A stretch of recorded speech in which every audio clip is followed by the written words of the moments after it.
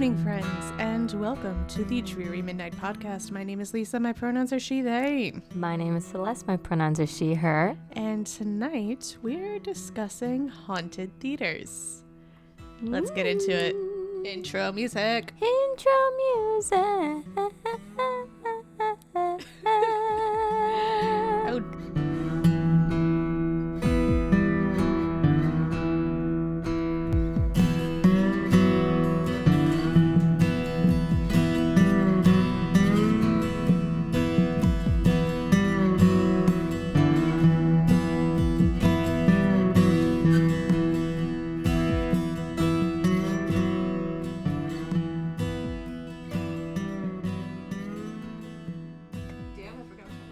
It's a theater, so I have to have it theatrical. But I'm not going to belt Of course. on, Yeah. the podcast. Yeah, the audience is not ready for that level of magnificence. All right. So, the cool thing that I got to do for peak season this year is that I got to do a behind-the-scenes tour of Radio City Music Hall, which was so cool. Very, very pretty. Highly recommend. And so one of the cool things is that it is gargantuan. So think of the size of a Broadway theater. Okay. It sits about 1,000. Okay. Radio City 6. God, I don't think I've ever been in a Broadway theater. Highly recommend. Have you ever been to like a Broadway tour though? Yeah. So those usually aim for theaters that can sit around 1,000. Okay. So then maybe I have been in a Broadway theater. So Radio City Music Hall, the stage is the size of a city block, New York City block, and seats 6,000. Oh my God. It is amazing. It is gargantuan. Hang on. I'm going to look up a picture. Yeah, 1 second. All right. Also, the lobby for Radio City Music Hall is potentially the prettiest lobby I have ever seen. Oh my God. It's all Gilded Age, and so that's like it's so pretty. And all of that shiny bit is actual gold leaf. Because it's the 30s and 20s and they can do that shit. Yeah, it is much bigger than a Broadway theater. Oh boy. The stage itself is meant to look it's huge. Yeah, it's huge. Fits a Circus is meant to look like this. There's a rising sun or setting sun. That's from the perspective of somebody sitting in like the way back row, because like all of the organ pipes are hidden behind the ceiling. Basically, it's really cool. My God. And possibly the most famous thing that Radio City Music Hall is known for are the Rockettes.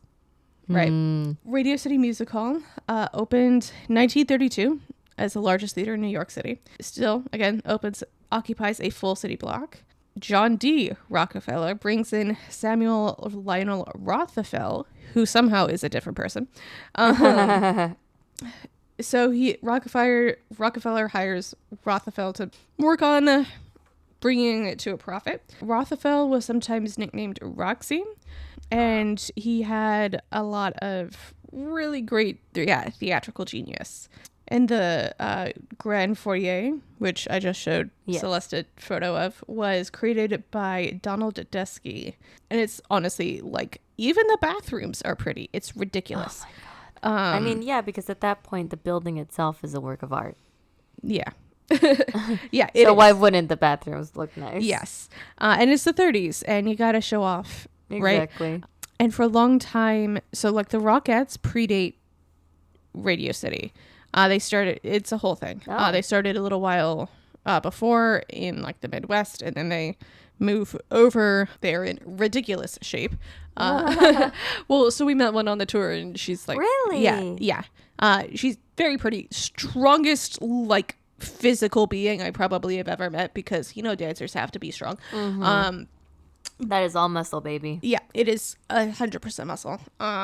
Allegedly, Roxy still haunts Radio City. And now we get to why it's on this podcast. On the show, yes. According to Dr. Philip Schoenberg, and this is from americashauntedroadtrip.com, according to Dr. Philip Schoenberg, founder and head tour guide for the Ghost of New York walking tours, Roxy had been seen at 1266th Avenue in Rockefeller Center on opening nights, accompanied by a glamorous female companion. Others say that his ghost, along with a beautiful lady on his arm, had been seen walking down the aisle towards their seats, vanishing before they reached them. Huh. Places as old and as rich in history as Radio City typically yield some sort of residual haunting. This is one of those spots that require the paranormal investigator to take a closer look. However, the flip side to that is the writer here says, I spoke with Janet Jost, archivist for Radio City. She was intrigued by the story, but she said she had no information on Roxy's ghost. She went into research mode, tracked down former Rockettes and ballet dancers from the 40s, 50s, and 60s. So, like, prime time for if Roxy's going to come back, it's going to be in this era, right? Everyone she spoke with said they had never encountered his ghost, nor had they ever felt that the theater was haunted. I heard from one of the former ballerinas. She said, I called all the dancers I know who performed at Radio City, and the answer to Roxy's ghost being there was no, with a lot of laughter. So, maybe not. But again, that's from americashauntedroadtrip.com. Unless they're just gatekeeping. Listen, if you have to sprint up, down, and sideways along a theater the size of a city block, you would think you would have to be pretty familiar with it after a certain point. Another one, I guess we're just going to start off with ones that I'm not 1,000% sure on, and then go down from there, is Ford's Theater here in D.C., which is thought to be haunted by John Wilkes Booth, who assassinated Lincoln at Ford's Theater. And that one I can see making some degree of sense, because in addition to assassinating Lincoln at Ford's Theater, Ford's was Booth's home theater while in D.C., and so he had performed there a lot, did a lot of stunts there. Allegedly, he can still be heard running down the hallway to the presidential booth, especially in April. So April 14th of 1865. At that point, Lee's surrender had been good for like 6 days. And the day after Lee's surrender, 2 days after Lee's surrender, April 11th, Lincoln comes out of the White House and says, basically, I think that everybody should have votes, including black men. And John Wilkes Booth is in the crowd at that point, and he says, absolutely the fuck not, basically. And so he, at that point, is really getting into his plan to either kidnap or kill the president. God. And so he gets his whole gang together, and the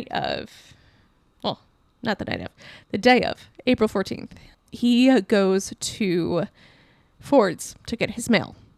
Got it. Because when you're an itinerant actor in the 1860s, you're not necessarily having a permanent address, but you still would have a home theater in DC and it's Alexandria and Baltimore, and have your theater sent there, or have your mail sent there.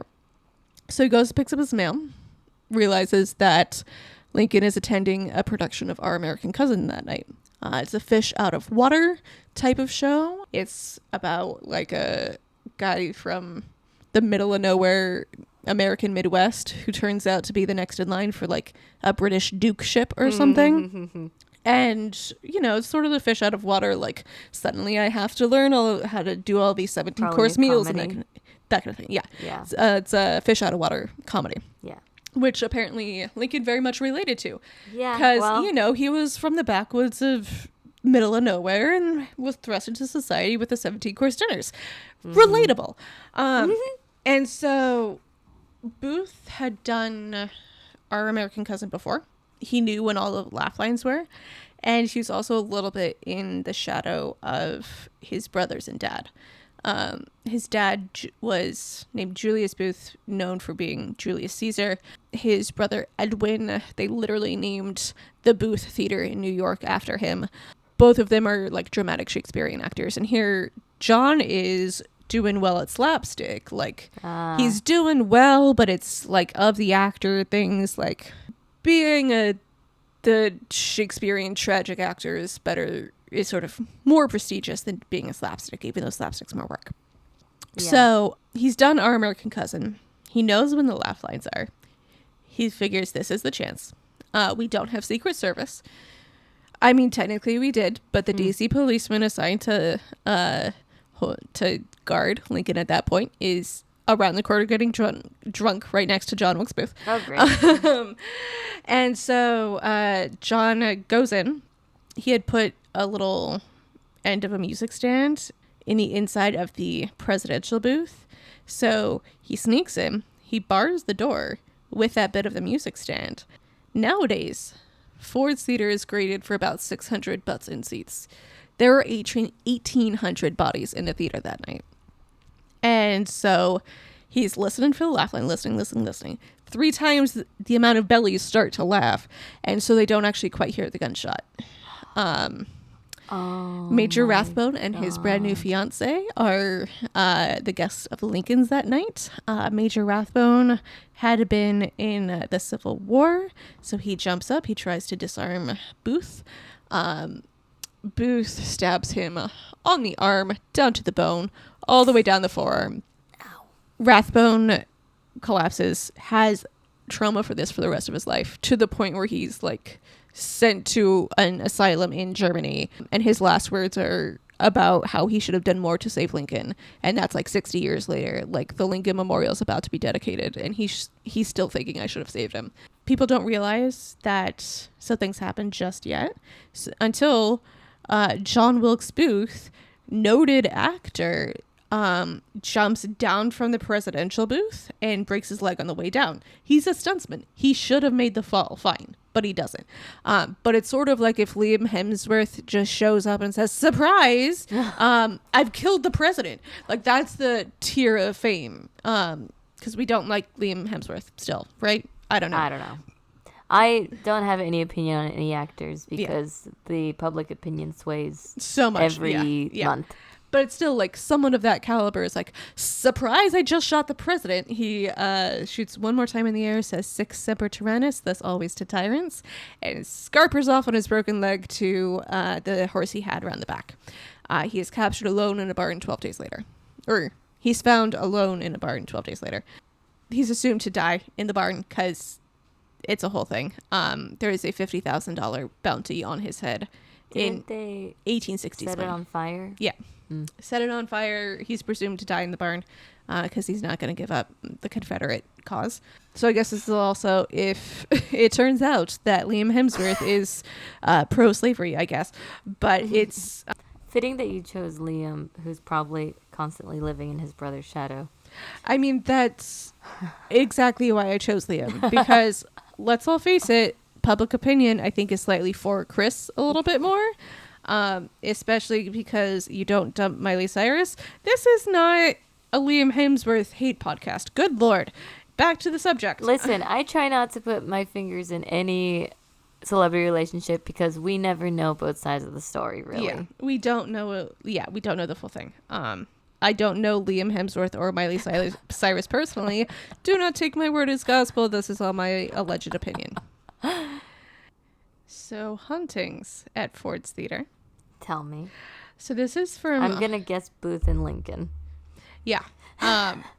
So this is from Haunted Theaters, Playhouse Phantoms, Opera House Horrors, and Backstage Banshees, retold by Tom Ogden. I bet he was so proud of that title.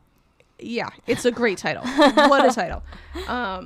According to a very old legend, the theater, including the presidential box, was said to be haunted. In fact, shortly after the assassination, pioneer photographer Matthew Brady took a series of archival shots inside the Playhouse, and a small blur inside the presidential box can plainly be seen in one of the photos. Mm-hmm. Some people think Brady captured the spectral figure of John Wilkes Booth, or perhaps even Abraham Lincoln. Perhaps he did. Over the years, many have claimed to see a spectral human life form hovering in the booth. Oh. Very few people claim to have actually seen an apparition, but everyone seems to agree that it's John Wilkes Booth who has returned to stalk the theater. Because, I mean, he spent a lot of time there. It's a heightened emotional place for a lot of people. Exactly. Disembodied footsteps are occasionally heard on the stairs, especially along the route Booth would have taken that April night. Even more mysteriously, The sound of laughter and, now and then, sobbing cuts through the air. There are distinct cold spots and sudden drops in temperature in the building. Lights go on and off by themselves, occasionally even in Box 7, the presidential box. Mm-hmm. And the backstage crew has no explanation for what causes the front curtain to sometimes raise and lower on its own. So that would freak me out, dude. Yeah, no kidding, right? All right. Do you believe in them? I mean, that doesn't seem unrealistic. So it doesn't seem unrealistic, but it's also a very old building. So. But what about the, like, figures and shiz? Yeah, the figures seem spookier to me. But I don't know. For me personally, Creaks don't equal ghost. Yeah.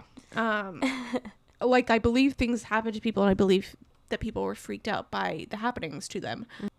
But also, the park service is already underfunded, and the park service runs the theater. Yeah. And yeah, it's a different organization that actually runs like the Playhouse element of it. But yeah, apparently we have a few actor friends who have auditioned for them or worked with them before. That was Ford's Theater. Fun. Yeah. Next up is the Lyric Theater in Tupelo, Mississippi. So, this is from... I don't know this theater. Yeah, same. But this is from the Daily Journal. The supernatural seems to come to life or unlife during the month of October. But for the Lyric Theater in downtown Tupelo, the spooky season lasts year-round. This next year will be my 30th at TCT. Almost from the first, I heard about Antoine the Ghost, said Tom Booth, the Lyrics manager. It is apparently one of America's most haunted theaters. In 1912, this is from our Mississippi home. In 1912, R.F. Godlet sought financial backers to build a vaudeville theater called the Comus. It produced live theater until 1931, until it was purchased by the M.A. Lightman Company chain, and then turned into a movie theater. Also, other wild fact about Radio City, it was originally intended as a play theater, but its first display was movies, and Amelia Earhart and Albert Einstein were at opening night.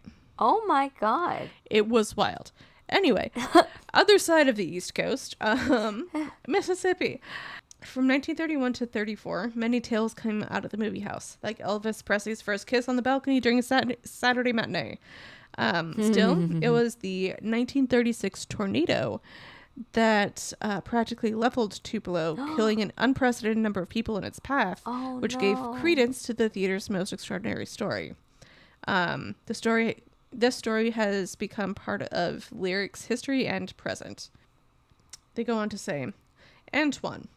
Nobody knows where this name came from, but he has a presence many have claimed to have felt, but often can't quite put into words. The Tupelo Community Theater inherited the mischievous spirit and his story when they acquired the Lyric in the mid-'80s. Some guests and theater employees see him as a glowing light, while others hear a childlike giggle in the darkness of the iconic and historic structure. Two stories of Antoine have followed the theater to this day.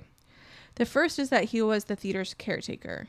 Antoine has been said to have worked under the stage, shoveling coal. It is also believed that he may have had an apartment within the Lyric and lived there as he looked after the theater. The second and more popular legend is that Antoine was a small child killed during the tornado of 36. And the theater was one of the few buildings left standing after the twister of 36, and it was used as a makeshift hospital and morgue after. Well, then no wonder it's haunted. Yeah. Perhaps Antoine was brought to the Lyric after the tornado and died there, but no one will really know. Does it say why they think it's a child in particular? No, but it has been said to be a mischievous sort of spirit, so, kids get up to shit. Yeah, so definitely. I would know. I'm a preschool teacher. Yes. So that is the Lyric Theater in Tupelo, Mississippi. We're going to take a very brief digression to talk about superstitions in theaters, mostly just two. Number one is don't say Macbeth in the inside, Scottish play. The Scottish play, of course. For inside the theater, also it'll be bad luck. if you say it and somehow it doesn't register that you're not doing the Scottish play and you're still saying the thing. I've heard different remedies about how to like fix it. You did it in Superstitions, one of our Superstitions episodes. I don't remember. Yeah, but I mean, I remember doing it, but I don't remember what the remedies were. The other one I'm thinking of off the top of my head is break a leg instead of saying good luck. I've heard different things. My favorite origin for this one is that the railings upon which the curtains are hung are called legs. And so the idea break a leg is they have to undo and redo the curtains so many times that the legs break because they're asking for encore and encore and encore. Ah, that's cute. And then the last one I'll mention is ghost lights. It's very common to leave a light on the stage. I hate that. Why? I don't know why. It's just something freaky about a singular light. A single light bulb on a thing. Yeah. But it's meant to sort of be a companion to any existing spirits or a hope for the next show and sort of a constant before the next show. Got it. And the last one I'll mention for a bonkers story is... That was Superstition Facts with Lisa. Superstitions is the murder of William Terrace. A lot of people are getting murdered in theaters today. Did not do that intentionally. Huh. Okay. Tell me about this. Tell me about this guy. So this one, I'm going to start with Wikipedia. William Terrace was born William Charles James Lewin. He was an English actor, 1847 to 1897. Known for his swashbuckling hero roles such as Robin Hood, as well as parts in classic dramas and comedies. Also known as a Shakespearean performer. Got it. Also, don't be surprised that people get murdered in theaters, considering this whole topic is haunted theaters. Yeah. I really should have thought more about that. But this was, I think, the only actor-on-actor crime that we're going to talk about. Okay. In his peak years in the 1880s, he was part of Henry Irving's company at the Lyceum Theatre this is all in England. He was Cassio in Othello, Laertes in Hamlet, Bassanio in Merchant of Venice, Flutter in The Belle's Stratagem, a lot of other stuff. Mercutio in Romeo and Juliet to enthusiastic notices. And then we get to December of 1897, when he is entering the Adelphi Theatre through the stage door in Maiden Lane to prepare for the evening's performance of The Secret Service. So that night, 50-year-old Terrace was stabbed to death by a deranged and disgruntled actor called Richard Archer Prince. Oh? Terrace, this is still according to Wikipedia, Terrace had helped the struggling actor to find work in various productions that he had a hand in. Uh-huh. However, Prince had, over the years, increasingly abused alcohol and become unstable. During the run of The Harbor Lights, in which Prince had a minor role, Terrace took offense to something that Prince had said about him and had Prince dismissed. Terrace, however, sent small sums of money to Prince via the Actors Benevolent Fund and continued to try and find him acting work. By the end of 1897, Prince was destitute and desperate, but he had become unemployable. So it sounds like Terrace is trying to do his best, but Prince is just not gonna do the thing. Yeah. On December 13th, 3 days before, Prince was forcibly ejected from the foyer of the Vaudeville Theatre, and he and Terrace were seen to argue the next night in Terrace's dressing room in the Adelphi. On the day of the murder, Prince asked for money at the funds office, but he was told that his request could not be considered that day. Oh my God. He then apparently crossed the street and waited for... on booze. Sorry? He probably would have blown it on booze. Yeah, no kidding. He then apparently crossed the street, waited for Terrace, concealed in a doorway near the Adelphi's stage door. And after the trial, Prince was found guilty but insane and sent to Broadmoor, where he dies in 1937. Well, that's a bummer. Yeah. Sir Henry Irving, quoted as saying that Terrace was an actor, so his murder will not be executed. So this is back to the Haunted Theaters book. As he struggled for breath, Terrace drew his leading lady close to him. He whispered his final words into her ear, but they echoed to everyone in the circle around him. I shall come back. Oh. Then the great actor was dead. Well, he is an actor. He Go out is with an actor. Theatrical flair. Yeah. No kidding. So the Adelphi Theater, Mm-hmm. or at least in the iteration that Terrace performed in, was demolished at the end of the 1890s, a few years after his death. And then aptly named the Century Theater followed it on in 1901. Okay. 3 years after that, it reverted back to the Adelphi. Oh. And instead of Dickensian dramas, it's a lot of musical comedies.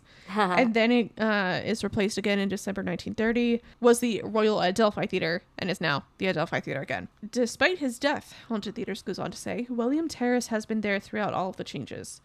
The apparition is tall, wears a top hat and a frock coat, and carries a walking cane.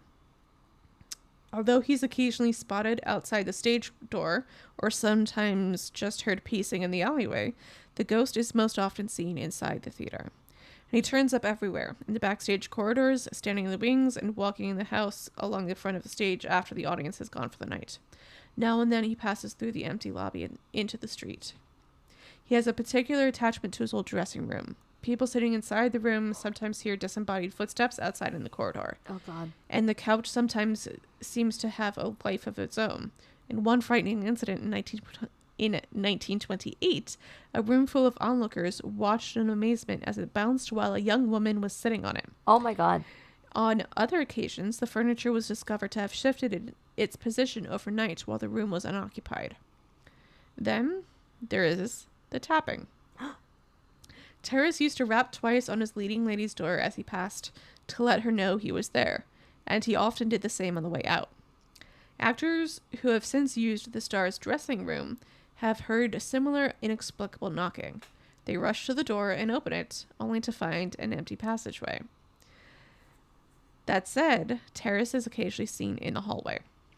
In fact, he's been caught walking into his old dressing room by taking a shortcut through the wall. Huh. There probably was a door there. There probably was a door there. And I like that idea where it's like, he's going through his routines. Mm-hmm. Walls be damned. Exactly. But that's all I have for Haunted Theaters for this so round. Fun. This book is so long, so we can always do a part 2. Which was your favorite, dear listeners? Which was your favorite? Oh. I like Terrace. That was personally. fun. Yeah. The Ford Theater, probably, just because it's so iconic. It's an icon. It's an icon. It's a legend. It's an icon. It It's is a legend. the moment. It has shadow figures. Yeah. It is the moment. But full circle, Ford's does a production of Christmas Carol every year. So, dear listeners, if you enjoyed this episode, please rate, review, subscribe, share it with your friends, share it with your shadow figure, share it with... Go to a theater and take pictures and see. And also, just buy theater tickets. Well, we need... take pictures of, like, ghosts, not of, like, performers. Yeah. Do not record the performance. That's often illegal and also kind of rude.